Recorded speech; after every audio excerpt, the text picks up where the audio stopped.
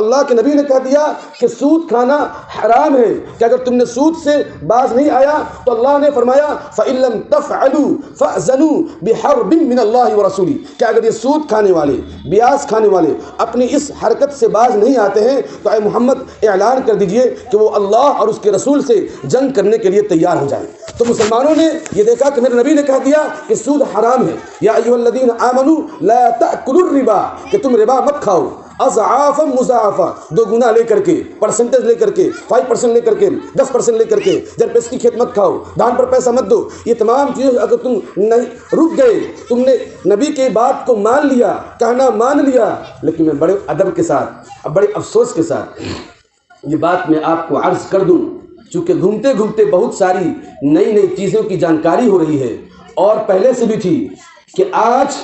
5 وقت کی نماز پڑھنے والا مسلمان،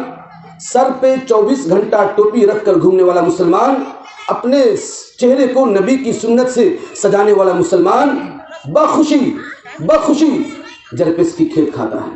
جو کہ سراسر حرام ہے، بخوشی دھان پر پیسہ دیتا ہے جو کہ سراسر حرام ہے۔ اس میں کہیں بھی بزنس جیسی کوئی شکل ہی نہیں ہے۔ بزنس کہتے ہیں کچھ دو اس کے بدلے میں لو،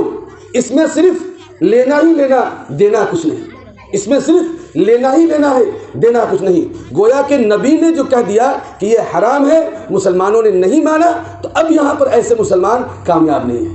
ایسے مسلمان اللہ کی نظر میں کامیاب نہیں ہیں، ایسے مسلمان اللہ کی نظر میں محروم ہیں، ایسے مسلمان اللہ کے خاص بندے نہیں ہیں، ایسے